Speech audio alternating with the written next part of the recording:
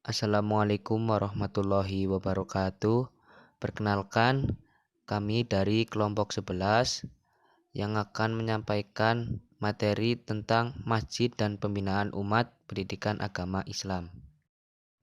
Sebelumnya, perkenalkan nama anggota kelompok 11.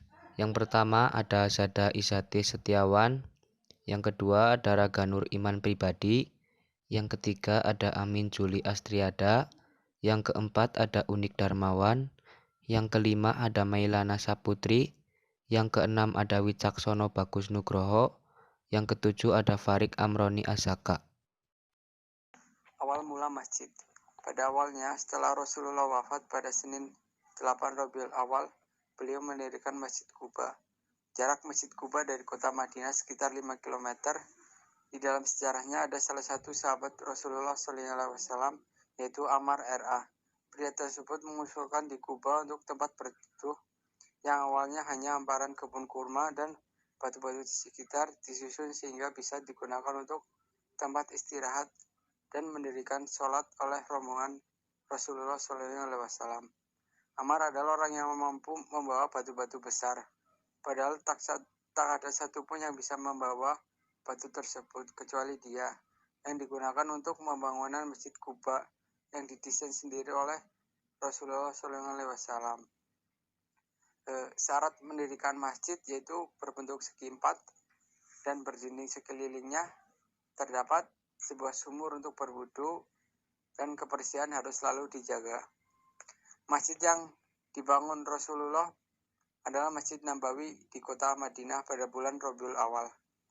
Masjidnya begitu sederhana, lantainya berupa tanah yang berbatu, atasnya pelepah kurma dan terdapat 3 pintu. Sedangkan kondisi saat ini masjidnya begitu megahnya.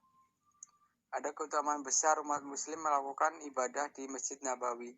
Di antaranya yaitu dilipat gandakan pahala untuk orang-orang yang beribadah. Sabda Rasulullah SAW, sholat di masjidku ini lebih utama dari 1000 kali sholat di masjid lainnya, kecuali Masjidil Haram. Selain Masjid Quba dan Masjid Nabawi, ada masjid yang menjadi pusat aktivitas umat muslim, yaitu Masjidil Haram, Masjid Basrah, dan Masjid Kufa. Rasulullah SAW pernah merobohkan masjid yang dibangunkan oleh kaum munafikin yang bernama Masjid Dirar. Firman Allah dalam Quran surat At-Taubah ayat 9 dan di antara orang-orang munafik itu ada orang-orang yang mendirikan masjid untuk menimbulkan kemudorotan pada orang-orang mukmin, untuk kekafiran dan untuk memecah belah antara orang-orang mukmin serta menunggu kedatangan orang-orang yang telah memerangi Allah dan Rasul-Nya sejak dahulu. Mereka sesungguhnya bersumpah, kami tidak menghendaki selain kebaikan, dan Allah menjadi saksi bahwa sesungguhnya mereka itu adalah pendusta dalam sumpahnya.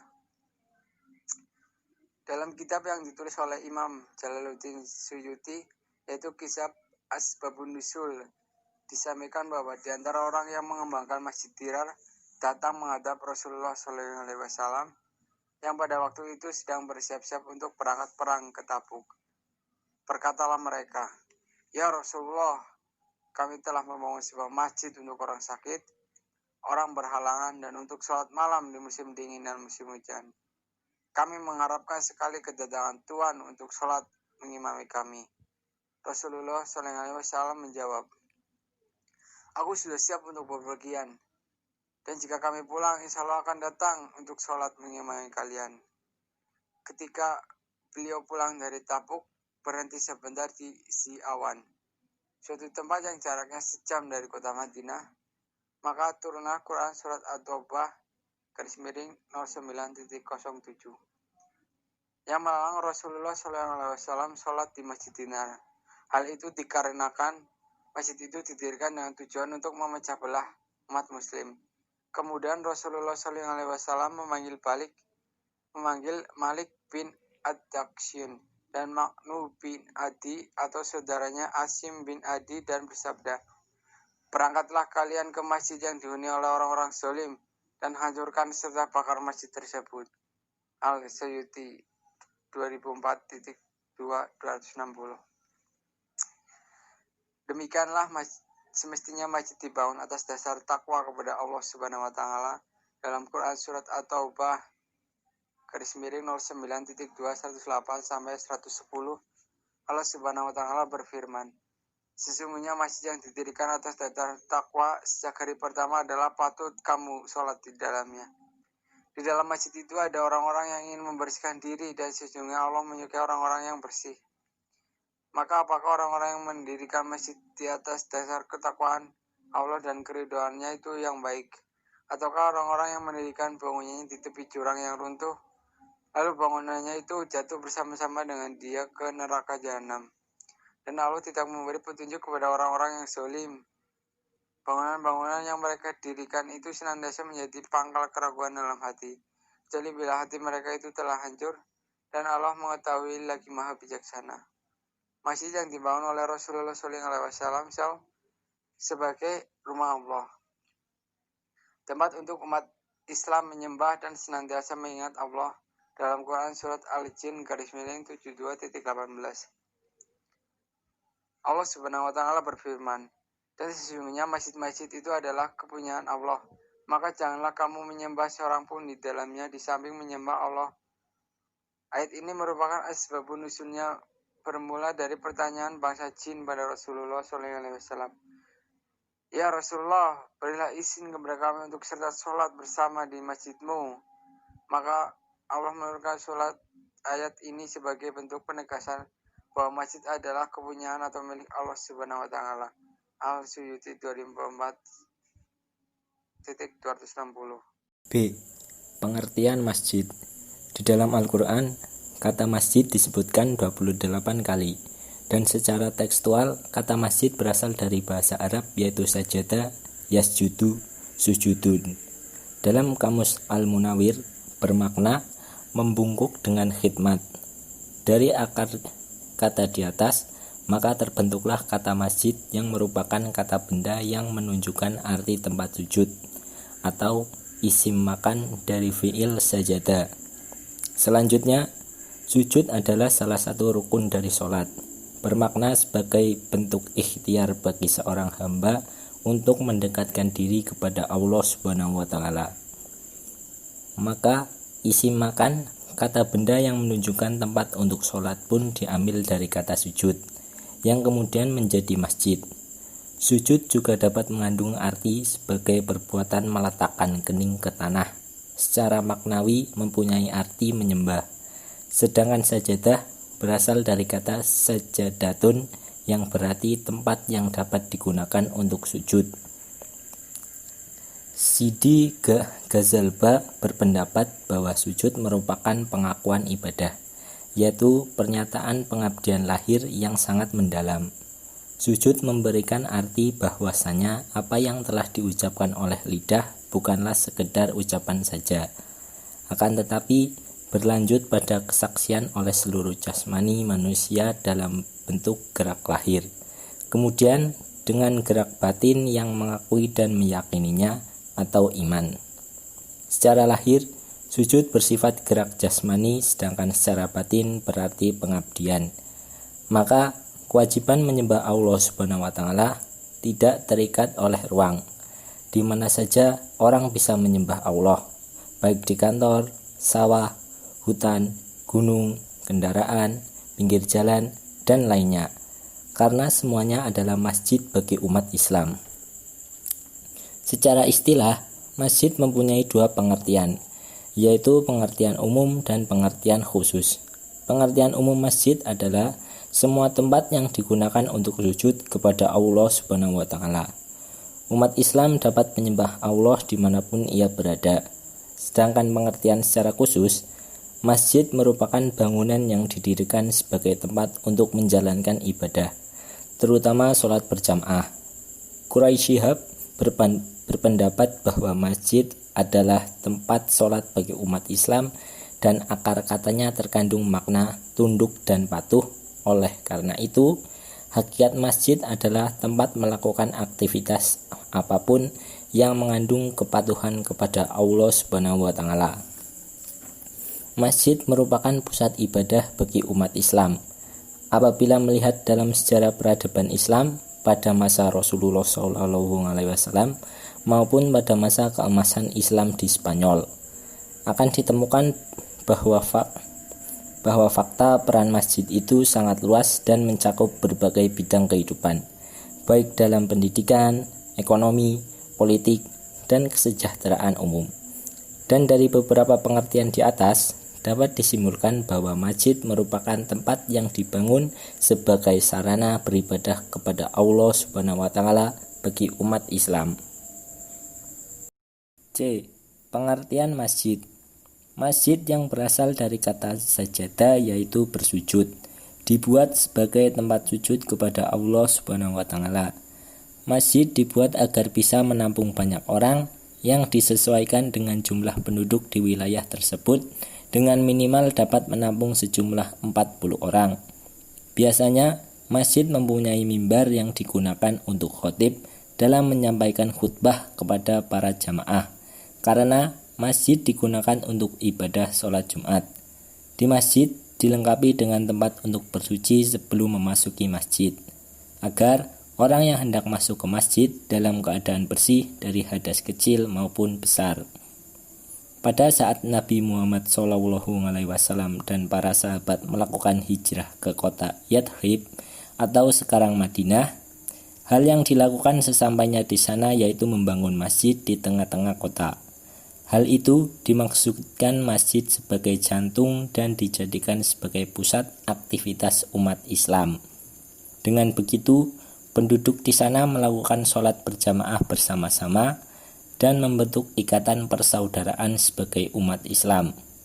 Selain itu, masjid ini juga merupakan tempat untuk pusat informasi dan komunikasi antar penduduk, karena di masa itu belum ada teknologi informasi yang canggih, dan masih banyak lagi manfaat dari didirikannya masjid di pusat kota.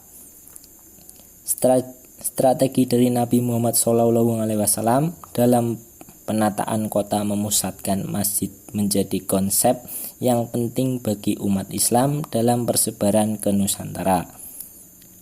Menurut Chandra Sasmita, persebaran umat Islam di Nusantara ditandai dengan pembangunan keraton, masjid agung, pasar, dan perkampungan. Di pusat kota-kota besar di sebelah barat dapat ditemukan masjid agung, raya, atau jami sebagai pusat peribadatan. Bentuk kesadaran ini dimaksudkan bahwa hubungan manusia dengan Allah Subhanahu wa taala menjadi hal yang sangat penting sehingga tidak hanya mementingkan kehidupan duniawi semata. Dapat dikatakan masjid menjadi ciri dan perkumpulan umat Islam dalam membentuk aktivitas keseharian. Masjid juga dapat digunakan kapan saja dan oleh siapa saja yang membutuhkan. D. Peran dan fungsi masjid di kampus. 1. Membangun suasana religius di kampus. Suasana kehidupan keagamaan hampir setiap kampus perguruan tinggi cukup baik. Aktivitas pekerjaan dan perkuliahan berhenti sejenak untuk istirahat dan melakukan sholat berjamaah setiap harinya. Masjid kampus ramai dikunjungi mahasiswa baik untuk ibadah maupun diskusi-diskusi dengan kawan-kawannya, sehingga masjid menjadi semakin semarak. Banyak dijumpai mahasiswa dan karyawan yang lebih memilih masjid untuk tempat mereka menghabiskan waktu, beristirahat, untuk menunggu jamaah tiba, kegiatan untuk acara-acara yang sifatnya insidental. Yang kedua, pembinaan sholat wajib. A. Memberikan buku pedoman sholat kepada para jamaah. B. Mengadakan pengajian mengenai sholat dalam kultum atau pengajian. C. Menerbitkan jurnal atau buletin yang islami sehingga bisa dijadikan sebagai medial dakwah Islamiyah kepada jamaah dan masyarakat kampus. D. Menempelkan papan petunjuk waktu sholat yang berlaku pada setiap saat. Hal ini dapat membantu meningkatkan para jamaah untuk melakukan sholat dengan segera sebelum waktu sholat berakhir. Yang ketiga, pembinaan dalam sholat Jumat. Masjid ramai dikunjungi ketika pelaksanaan sholat Jumat, khususnya bagi para jamaah laki-laki, karena wajib hukumnya bagi mereka. Desain kurikulum yang baik untuk khutbah Jumat sangat diperlukan agar mampu memberikan motivasi dan mengubah pola pikir dan akhlak para jamaah. Jamaah sholat Jumat biasanya tetap karena yang menjadi jamaah sholat Jumat adalah orang-orang yang sama dan penduduk setempat. Hal ini berakibat tidak adanya perubahan yang signifikan dalam khutbah Jumat, padahal pelaksanaannya dalam 1 tahun kurang lebih sebanyak 52 kali. Khotib dalam sholat Jumat harus mempunyai strategi khutbah yang bisa menggugah spirit keagamaan para jamaah dan mengubah akhlak mereka ke dalam akhlakul karimah. Materi dalam khutbah Jumat harus disusun secara sistematis.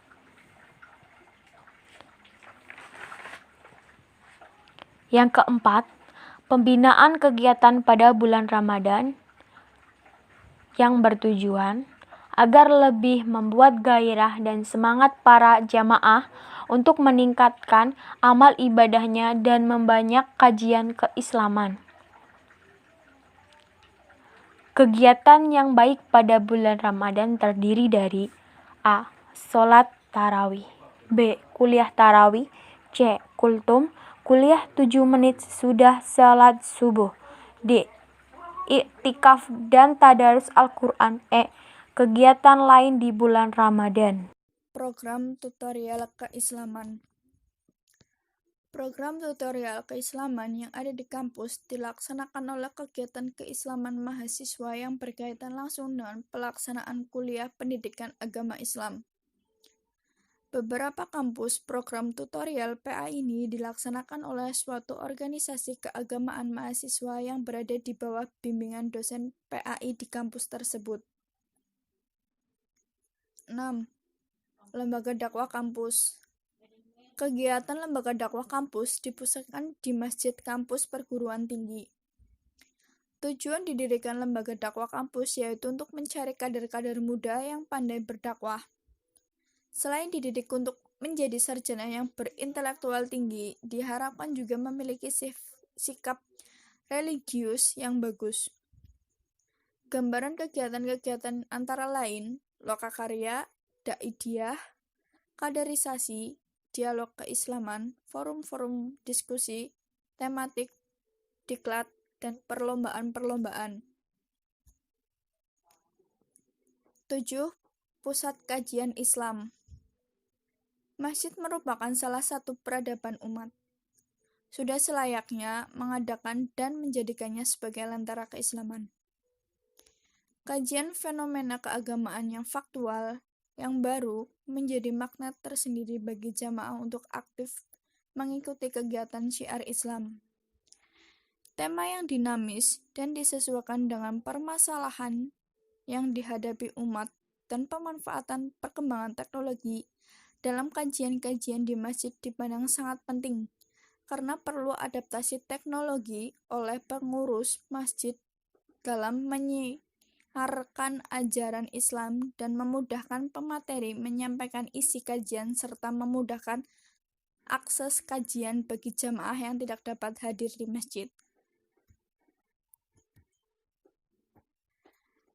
Eksistensi masjid kampus dalam penanaman dan perkembangan karakter mahasiswa dapat dicapai salah satu caranya dengan memberikan ruang yang luas bagi mahasiswa untuk ikut aktif dalam kajian-kajian keislaman di masjid. Capaian yang diharapkan yaitu untuk membentuk karakter dalam diri mahasiswa dan terbukanya mindset mahasiswa dalam mengkaji Islam dari sudut pandang baru. Mendekatkan masjid kepada sivitas akademik kampus melalui peran aktif pengurus masjid dalam mengadakan kegiatan kajian keislaman yang sangat penting. Hal ini dapat menjadikan masjid sebagai pusat kajian keilmuan yang menjadi daya tarik tersendiri bagi jamaah. akan mudahnya terbentuknya karakter-karakter Islam dalam diri jamaah. 8. Kegiatan Hari Raya Islam. Aktivitas keagamaan, sivitas akademik termasuk dosen dan karyawan selama ini dihubungkan dengan hari-hari besar Islam.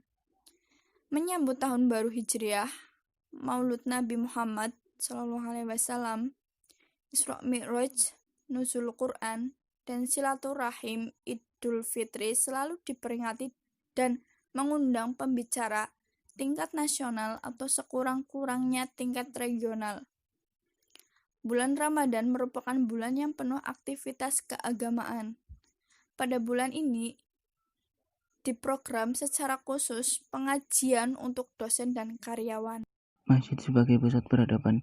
Masjid tercatat dalam sejarah peradaban Islam mempunyai peran yang sangat penting dalam perkembangan umat. Masjid menjadi bagian penting bagi kehidupan umat Islam untuk membentuk ikatan persaudaraan, kerukunan, dan persatuan umat. Keberadaan masjid di negara-negara yang mayoritasnya non-muslim menjadi sentral penyatuan umat Islam karena adanya ikatan keimanan dan persaudaraan yang sama. Beberapa tahun ini, partisipasi umat Islam dalam berbagai kegiatan sosial sangat masif. Di antaranya terbentuknya program-program pemberdayaan masyarakat dan tumbuhnya kajian-kajian kebudayaan serta sosial di tengah-tengah umat Islam. Oleh karena itu, tokoh-tokoh muslim hendaklah mengarahkan dan menjadikan kembali pengetahuan dan teknologi yang sudah ada sebagai metode pencarian kebenaran, kebaikan, jalan merealisasikan diri, pemenuhan diri, dan pengendalian diri untuk mendekatkan diri kepada Allah. Perubahan sosial, pembangunan, dan transformasi kultural yang semakin tidak terbendung. Diharapkan umat Islam dengan keteguhan iman menjadi penyampaian makna hidup kepada seluruh umat manusia. Kegiatan sosial budaya di masjid harus dibentuk dengan mengacu pada lingkungan sekitarnya, bukan penerapan ajaran agama yang sepenuhnya meniru Nabi Muhammad SAW yang menjadi tauladan hidup. Sebagai contoh, tradisi bersalaman di masjid yang kelihatannya sepele dan sederhana namun secara psikis mampu memberikan ikatan tersendiri sebagai sesama umat Islam. Parni Hardi, Dewan Pembinaan Dompet Duafa yang dipublikasikan di republik.co.id pada Minggu 5 Januari 2014 pukul 20.5 WIB.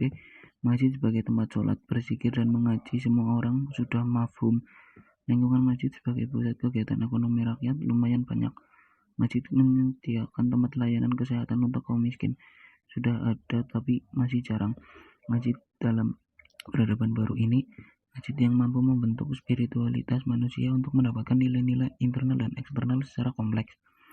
Pandangan ini sejalan dengan makin bertambahnya jumlah manusia di muka bumi sehingga membutuhkan ruang-ruang terpisah pada setiap aktivitas sesuai dengan peran dan fungsinya masing-masing. Asumsi bahwa ada tempat-tempat yang memiliki keistimewaan seperti surat Al-A'raf ayat 58 dan tanah yang baik tanaman-tanamannya tumbuh subur dengan seizin Allah, dan tanah yang tidak subur tanaman-tanamannya tumbuh merana. Demikianlah kami mengulangi tanda-tanda kebesaran kami bagi orang-orang yang bersyukur. Ayat itu memberi pelajaran tentang ruang yang baik dan titak atas kebesaran dari Allah. Beberapa ruang di alam semesta telah melalui Al-Quran. Contoh lain dari ketika Isra Mi'raj dilakukan oleh Nabi Muhammad SAW pada malam hari dari Masjidil Haram ke Masjidil Aqsa. Dua tempat itulah yang digunakan Nabi Muhammad SAW untuk lepas landas menuju langit. Artinya dua tempat tersebut memiliki keistimewaan tersendiri bagi Nabi Muhammad SAW pada saat itu juga. Sementara itu, di dalam masjid terdapat kosmos yang mampu menampilkan ruang imajinal atas cahaya yang dimiliki oleh Allah. Oleh karenanya, Allah menyuruh manusia dalam surat An-Nur ayat 36 untuk bertasbih pada Allah di masjid-masjid yang telah diperintahkan untuk dimuliakan dan disebut namanya di dalamnya pada waktu pagi dan waktu petang. Masjid memiliki kosmos tersendiri sebagai rumah Allah yang digunakan oleh manusia untuk melakukan sholat. Sachiko Murata menyatakan bahwa sholat merupakan proses mi'rajnya orang beriman. Pernyataan tersebut diambil dari hadis Nabi membentuk tubuh memiliki spiritualitas, yakni dengan terbiasa mi'raj ke hadapan Allah. Dalam hal ini, masjid menjadi landasan pacu bagi orang beriman untuk mendapat cahaya dari Allah. F. Masjid sebagai sumber kaderisasi intelektual muslim. Fungsi masjid kampus dari waktu ke waktu mengalami proses perkembangan. Awal pendiriannya, masjid kampus digunakan hanya untuk mendirikan sholat. Namun sekarang fungsi masjid kampus dari waktu ke waktu mengalami proses perkembangan. Awal pendiriannya, masjid kampus digunakan hanya untuk mendirikan sholat. Sebagai contoh dari dua ormas Islam terbesar di Indonesia yaitu Muhammadiyah dan Nahdlatul Ulama, ada keterkaitan terhadap dua masjid tersebut. Dari Jamaah Masjid Salman kita melihat bahwa alumni ITB banyak yang menjadi tokoh umat. Demikian pula secara ormas Nahdlatul Ulama yang menunjukkan bahwa alumni dan pesantren-pesantrennya menjadi aktivis umat. Menurut Kunto Wijoyo ada 3 cara untuk mengintegrasi mereka ke dalam umat, yaitu adanya jamaah, masjid, dan ormas Islam. Pertama, adanya jamaah kampus. Dari jamaah kampus dapat lahir lingkaran studi Islam, perkumpulan kesenian, dan sebagainya. Kegiatan tersebut akan memaksa mahasiswa untuk berinteraksi dengan masyarakat di luar kampus. Kedua, masjid kampus. Tidak semua kampus mempunyai masjid, tetapi ternyata bahwa keberadaan masjid-masjid kampus membuat mahasiswa yang terlibat di dalamnya lebih reasonable, rasional, demokratis, dan tidak radikal. Ketiga, ormas Islam. Dari sejarah Nahdlatul Ulama kita mendapat pelajaran bahwa komunikasi antar pesantren, lembaga pendidikan, dan masyarakat tidak akan terputus apabila ada keterlibatan masyarakat dalam lembaga pendidikan. Organisasi otonom Nahdlatul Ulama mencari kader-kadernya melalui pesantren-pesantren. Terima kasih. Sekian dari kelompok 11, kurang lebihnya mohon maaf. Wassalamualaikum warahmatullahi wabarakatuh.